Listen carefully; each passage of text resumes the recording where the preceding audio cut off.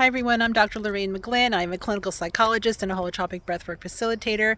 And I want to just make a brief video today because I've been getting a lot of emails and phone calls and things like that. And the typical message I get is what actually happens in a holotropic breathwork session. So the short answer is basically anything can happen in a holotropic breathwork session, but often we see themes. So it could be something biographical, something from your biographical life. It could be perinatal, so anything from conception through gestation through your physical birth. You could have somatic experiences, so sense energy moving through the body, or feeling physical sensations or tensions in the body or releases in the body. You can have experiences from the archetypal realm or the transpersonal domain. You could also have really strong emotions arise. You could be in the angelic realm and be in connect to spiritual energies. So there's a lot of potential for experiences in the holotropic breathwork sessions. Sometimes also for some people, past trauma can come up. Some family issues. So like I said, things from your biographical history. The way the sessions typically work though is I always do a pretty extensive introductory talk the first night of the workshop, and then when the breathers come in for their first session, we have thick foam mats set up on the floor, and we invite the breathers to lay down on the mats with their sitter sitting next to them. And then the facilitators do go around the room and check in with the breathers, see how they're doing that day, if there's anything going on in their body physically or with them emotionally, so that we can support them properly. Once the check-in is complete, one of the facilitators will do a guided meditation or relaxation body scan for about 10 minutes with the group, and then the music would start, and we encourage the breathers to just breathe deeper and faster. So the idea is just to breathe a little bit deeper and a little bit faster, to enter what we call an expanded state of consciousness. So what typically happens is after a period of time of breathing, some people generally drop into an experience. Sometimes some people stay in that experience the whole duration of their session. Sometimes it's like waves where people will come in and out of experiences, maybe have to get up to use the restroom or take a drink of water. But typically the breath is the catalyst that gets you into the session and carries you through your session, your breath and your inner healer.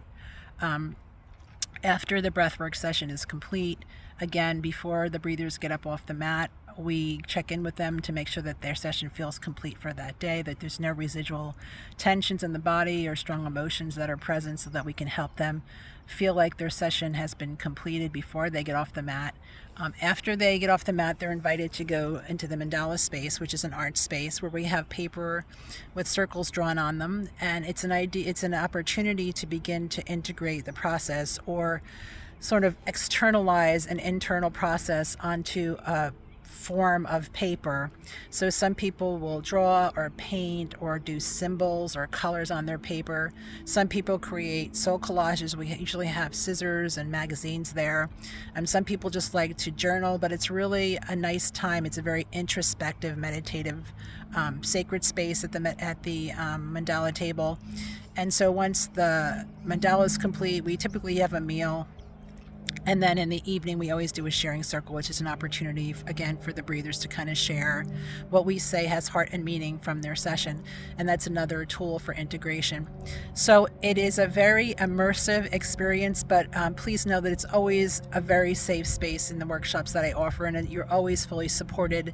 And I like to communicate that a lot during the workshops, because I think giving people support and safety really gives them permission to have whatever experience is arising on the mat and not have to be concerned about how it's going to be received, and that knowing that they will be supported regardless of what's happening on the mat. You know, sometimes it can be really emotional. Sometimes people, are crying or yelling, or sometimes laughing or singing, or they're moving their body around on the mat a lot. There's a lot of physical movement to discharge some energies that are coming up. Sometimes there's dancing. All kinds of experiences come up on the mat. But I've been doing this for a long, long time. It's 18 years now, and I was thinking about this the other day. I think I've either sat for or facilitated close to 1,000 holotropic breathwork sessions at this point. So I can't say that I've seen everything, because I think if I say that, something's going to come up that I haven't seen yet. But I really feel confident in my ability and the team that I bring in for these workshops they're really highly experienced facilitators and really committed to the work as I am. So I really feel like the support of the team is really important for the group to feel that support and safety. So if this is something you might be interested in, I do have a lot of workshops this year. I'm a psychologist. I've transitioned out of my private practice, and I'm now just doing holotropic breathwork workshops full time, which I'm really feel blessed to be able to do, because that's where my heart really is. So if you're interested in joining us, the next one's coming up in just about 2 weeks. May 29th to the 31st up in the Pocono Mountains in Pennsylvania.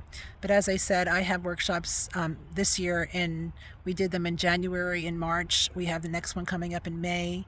And then I also have one, excuse me, in June, July, August, October, November, and December. So there's going to be plenty of opportunities to get on the mat and breathe if you feel called to do this transformational work. So the best way to reach me is through email. It's drmcglynn6@gmail.com. So it's drmcglynn6@gmail.com. If you have any questions, feel free to email me, and hope to see you on the mat. Take good care.